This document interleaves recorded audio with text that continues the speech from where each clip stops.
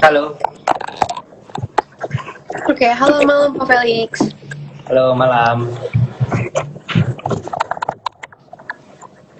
Suara aku jelas gak ya? Jelas jelas, Oh, clear clear. suara kayaknya kecil deh.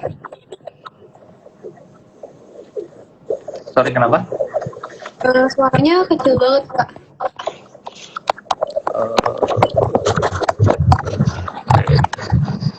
Bentar. Kalau Kayaknya sekarang bikin ya bentar ya. Pakai headset deh.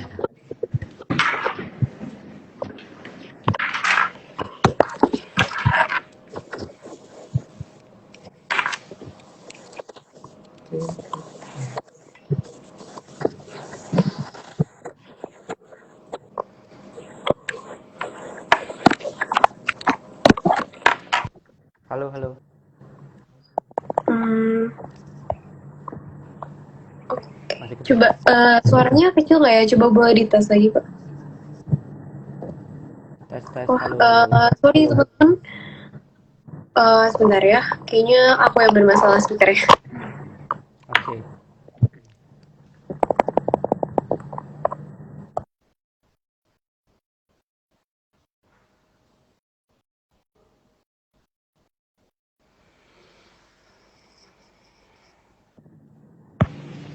Oke, sorry Pak, tapi suara aku udah cukup jelas belum ya? Apa kecil? Jelas kok di aku jelas.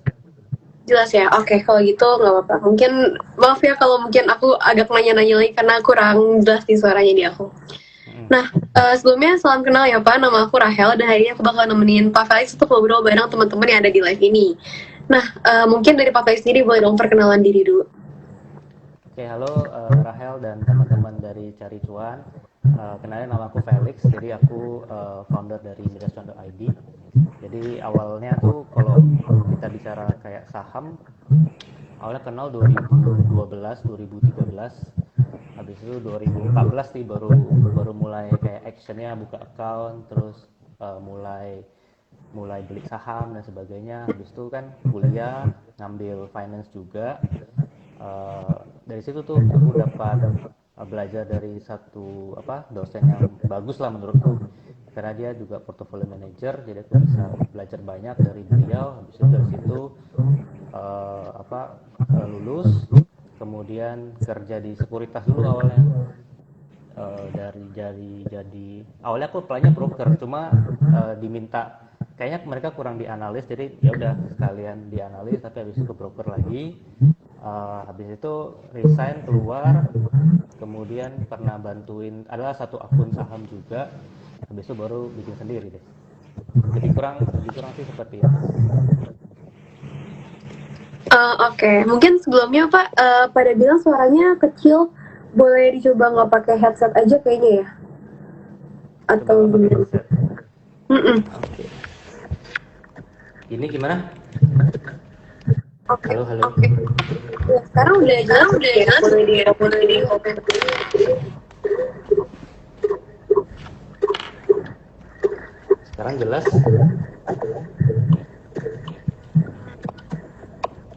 Oke, mungkin udah lebih jelas kali ya. Semoga cepat selesai sekarang. Oke, kalau gitu terima kasih untuk perkenalannya. Hari ini kan kita bakal bahas topiknya yang lumayan berat ya nih Pak. Ada kenaikan dan juga soal ekonomi dunia. Tapi sebelum kita masuk ke topik kita nih, aku mau minta output IHSG dari Pak Felis dulu dong sekarang. Kalau misalnya outlook-nya dari aku, pasti outlook-nya tuh long term ya, agak agak long term ya. Karena sejujurnya aku juga nggak bisa tahu kayak misalnya akhir tahun IHSG-nya berapa atau tahun depan jadi berapa. Tapi yang aku tahu adalah over time IHSG itu akan naik. Jadi kalau misalnya teman-teman buka IHSG, terus teman-teman hitung kayak per bulannya dari tahun 98 deh, 90-an 80-an sampai sekarang, teman-teman hitung aja per bulannya itu 75% IHSG itu naik. Jadi over the long term, odds-nya kita, probability kita untuk menemukan IHSG itu naik itu 75%. Jadi ya yang aku tahu over the long term teman-teman bisa lihat lah, mau IHSG, mau S&P 500, mau Dow Jones dan sebagainya itu over time itu 75% tuh up. Jadi yang aku tahu adalah dalam jangka panjang, 5 years from now, 10 years from now, IHSG will be higher. Jadi 5-10 tahun dari sekarang IHSG pasti akan lebih tinggi. Nah, jadi kalau kita udah tahu itu, ya kita tinggal nanti pilih nih saham-saham mana yang akan berkinerja bagus. Jadi akhirnya nanti akan mendorong IHSG naik. Jadi seperti itu. Oke, berarti IHSG sebenarnya oke ya pergerakannya jadi menarik ya. Dan indeks kita juga salah satu yang paling bagus. Iya, kenapa sorry? Dan indeks kita juga dalam tahun ini juga yang salah satu yang paling bagus kan returnnya. Oh iya, oke. Oke, itu jadi salah satu yang juga menarik ya. Lihat OASI belakangan besar ya yang berpengaruh juga sama GSI. Nah, karena tadi kita udah bahas soal IHSG, sekarang aku mau fokus ke IDX terus juga teknologi dong. Karena ini kita fokus ke kampus tadi tujuan dari perusahaan teknologi. Tadi pagi aku baru habis baca satu berita kalau ekonomi digital teknologi itu 2030 ya 2000 berapa gitu itu nilainya jadi sekian ribu triliun gitu. Nah kalau yang karena aku fokusnya long term, jadi kalau misalnya aku lihat pemberitaan seperti itu atau data seperti itu, ya kalau misalnya kita bicara ekonomi digital teknologi, aku percaya sih kayak over the long term itu pasti kinerjanya juga akan bagus. Karena ya sekarang kan semua digitalisasi gitu kan, apalagi kalau bisa kita lihat. Tapi kalau bisa kita lihat dari IDX Tekno, sektor teknologi, kita juga harus menurutku ya, karena aku prinsipnya adalah aku mau beli bisnis yang selain bagus tapi murah juga gitu loh. Jadi memang ada kok saham teknologi di bursa yang dia bagus dan juga dia murah. Nah, jadi itu menurutku itu bisa dimanfaatkan sih. Kalau misalnya kita tahu bahwa pada akhirnya ini barangnya harusnya akan terus lebih tinggi, ya kita tinggal pilih mana aja, mana yang bagus sama mana yang murah. Itu ada kok di IDX Tekno itu ada. Oke, berarti itu karena sorry tadi ngomongin soal growth-nya ya, berarti yang masih menarik. Ya, growth-nya menarik dan juga ada saham yang selain growth-nya menarik, secara valuasi juga murah. Oke, iya betul. Karena ini masih negara yang berkembang ya, kalau emang masih ketinggalan. Itu yang menarik ya, karena growth-nya besar banget ya di Indonesia ini. Oke, sekarang kita masuk ke topik pertama kita ya. Nah, sekarang kan banyak banget tuh dan juga rumor di ekonomi dunia. Tapi apa sih impact-nya ke bursa di Indonesia? Kalau misalnya kita bicara kayak akhir-akhir ini yang apa kan suku bunga naik ya di US mau dinaikin, di Indonesia juga naik. Impactnya ya pasti kalau udah suku bunga pasti saham itu pasti akan terdampak ketika suku bunga naik. Harusnya saham juga secara harga juga kemungkinan bisa koreksi ya, karena suku bunga itu kan kalau Warren Buffett bilang itu adalah gravitasi daya tarik terhadap valuasi ya terhadap harga saham. Jadi ketika suku bunganya naik, harga saham ada kemungkinan untuk turun. Nah, efeknya apa kalau misalnya suku bunganya naik? Efeknya adalah satu, perusahaan-perusahaan yang punya hutang, dia pasti biaya, apalagi hutang bank ya, dia pasti biaya bunganya tuh akan naik. Nah, jadi kemungkinan bisa bisa menurunkan laba bersihnya. Jadi kalau misalnya teman-teman punya perusahaan, coba cek. Punya saham, coba cek sahamnya itu hutangnya dalam hutang bank atau enggak, karena kan ada hutang yang hutang bank, ada hutang yang obligasi ya. Kalau misalnya hutang obligasi mungkin suku bunganya nggak terlalu ngaruh karena kan bunganya fix kan, tapi kalau misalnya hutangnya hutang bank, nah itu ngaruh tuh, suku bunga ngaruh, itu bisa berpotensi kena. Habis itu perusahaan properti. Nah, perusahaan properti kenapa berpengaruh? Karena penjualan properti itu kan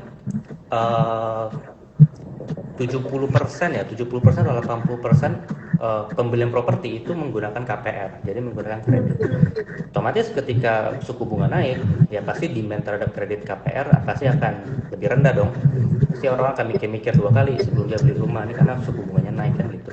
Nah, properti pasti kemungkinan besar akan jadi sentimen yang tidak terlalu mengenakan buat properti. begitu juga perbankan sebenarnya, karena perbankan kalau bisnis model perbankan itu memang bunga ke apa namanya ke kreditornya memang naik gitu, tapi dia kan juga bayar bunga lebih tinggi kepada yang naruh deposito, kepada yang naruh tabungan di bank kan dia bayar bunga juga ke mereka gitu kan. Nah jadi biaya dananya bank itu juga karena jadi perbankan, properti dan perusahaan-perusahaan yang punya hutang dalam hutang bank ya itu pasti akan terkena dampak lah seperti itu. Oke. Berarti tadi itu ke perbankan, terus ke properti, dan satu lagi tadi apa yang putus? Satu lagi itu terlepas apapun sektornya adalah perusahaan-perusahaan yang punya hutang besar dalam utang bank yang besar lah. Karena suku bunganya itu tadi yang berpengaruh. Nah sebenarnya kan kita di Indonesia bisa dibilang kenaikan bunga itu nggak yang S ya. Nah itu tuh sebenarnya berpengaruh nggak sih kayak dengannya kenaikan suku bunga di US dengan suku bunga di Indonesia itu pengaruhnya? Menurutku pengaruh karena kalau misalnya kita bicara kayak big fund di dana yang besar, mereka bisa investornya global tuh. Mereka pasti akan lihat beberapa negara gitu kan. Jadi misalnya mereka bisa taruh ke US, mereka bisa taruh ke Jepang, mereka bisa taruh ke Cina, mereka bisa taruh ke Indonesia gitu. Nah, ketika mereka masuk ke berinvestasi pada satu negara, pasti mereka ada beli bonds-nya juga, pasti mereka ada beli SBN-nya juga. Nah, kalau misalnya dia lihat nih, kalau misalnya di Amerika aku bisa dapat yield let's say 3%. Amerika negaranya negara besar, negara ekonomi maju ya, lebih stabil lah dalam tanda kutip dibandingkan dengan kalau misalnya Indonesia, let's say bunganya kalau misalnya aku mau invest di Indonesia, tentu aku ekspektasi returnnya lebih tinggi dong daripada 3%. Kalau misalnya di Amerika udah dapat 3% nih, lebih stabil 3%. Ya pasti aku expect-nya di Indonesia misalnya 4% atau 5%. Jadi kan ada selisihnya nih. Nah, kalau misalnya yang di bawah nih US ini suku bunganya dinaikin, kan berarti selisihnya kan makin rendah dong antara yang lebih beresiko dengan yang tidak beresiko. Jadi yang pasti biasanya suku bunga Indonesia ini pasti akan dinaikin juga. Jadi ada spread, tetap ada spreadnya supaya duitnya itu kalau misalnya spreadnya tadi mengecil, bisa jadi duitnya kan keluar kan. Dia jual punya Indonesia, akhirnya rupiahnya jadi melemah, dipindahin ke US dollar. Nah, kemungkinan ya kalau misalnya suku bunga Indonesia naik baru bisa menjaga stabilitas rupiah itu kan. Nah jadi pasti akan ngefek pada akhirnya. Oke, berarti berpengaruh ke stabilitas rupiah ini ya terhadap mata uang asing. Nah kalau misalkan gimana hubungan tuh tinggi kan ya? Sebenarnya ada tertentu nggak sih yang dan juga dirugikan di saat itu? Kalau kondisi sekarang ya, yang pasti ke hit itu kan tadi yang aku sudah ceritain ya, properti. Nah, cuma ada silver liningnya juga, ada hal baiknya juga ketika ke hit karena kalau misalnya teman-teman buka perusahaan-perusahaan properti, buka laporan keuangannya, sebenarnya justru banyak sekali saham-saham murah tuh di sektor properti loh. Jadi kalau teman-teman buka laporan keuangan properti ya, teman-teman bandingkan dengan harganya. Banyak perusahaan-perusahaan properti yang murah. Sebenarnya aku kasih contoh deh, kayak misalnya BSD ya, ini bukan mau ini cuma study case aja. Kalau misalnya teman-teman lihat BSD, bisa perusahaan properti ya, itu pengakuan pendapatannya itu ada dua, satu secara akuntansi, satu marketing sales gitu. Nah bedanya apa? Kalau misalnya kita beli properti kan bisa pakai kredit kan, kita ada yang DP dulu, ada yang kok bisa ada yang tajir banget dia langsung bayar cash gitu. Nah, yang dicatat di laporan keuangan perusahaan properti itu adalah yang sudah full, paymentnya udah full, udah serah terima gitu. Jadi yang udah DP, DP 30%, yang belum lunas tuh belum dimasukin sebagai accounting sales. Nah, kalau misalnya teman-teman tracknya, teman-teman lihatin aja marketing salesnya, teman-teman bandingkan tuh. Bisa properti misalnya BSD, teman-teman bandingkan dengan properti yang lain kayak Alam Sutra, Sumarekon, terus apa lagi ya properti ya, Ciputra, Jaya dan sebagainya. Teman-teman lihat BSD itu pertumbuhan marketing salesnya luar biasa dalam 1-2 tahun terakhir gitu. Nah jadi dan valuasinya belum belum mahal, malah masih murah gitu. Nah itu bisa jadi satu kesempatan justru malah menurutku ya, karena ketemu barang yang kelihatannya naik, tapi mungkin ada sentimen buruk sementara, tapi pada akhirnya bisa bisa balik tuh. Nah itu teman-teman bisa silakan gali sendiri lagi. Jadi lebih lebih seperti itu. Justru sebenarnya yang bad news is good news lah. Oke, berarti tadi yang diuntungkan ya, itu ya. Iya, iya. Dia mungkin akan dirugikan sementara, tapi kalau teman-teman lihat lihat lebih dalam, sebenarnya dirugikan sementara itu justru peluang bagi kita. Iya, iya. Nah, karena tadi udah sempat bahas juga di topik kita bapak ngomongin soal resesi ya. Resesi itu apa sih boleh dijelasin? Kalau definisi formalnya resesi itu 2 kuartal yang negatif, pertumbuhan GDP-nya tuh negatif itu. Jadi tapi terakhir Amerika ada ubah-ubah lagi, katanya selain 2 kuartal negatif harus juga ada peningkatan pengangguran ya dan sebagainya, karena kalau misalnya kayak kemarin deh Amerika kan 2 kuartal dia negatif, harusnya kan sudah secara resmi sudah resesi kan. Tapi The Fed bilang ya kuartalnya negatif tapi unemployment-nya turun gitu. Jadi kalau secara definisi formalnya 2 kuartal negatif dan juga unemployment yaitu pengangguran itu naik gitu. Tapi kalau misalnya case-nya Amerika kayak cuma 2 kuartal negatif, unemployment kayak nggak turun-turun banget gitu.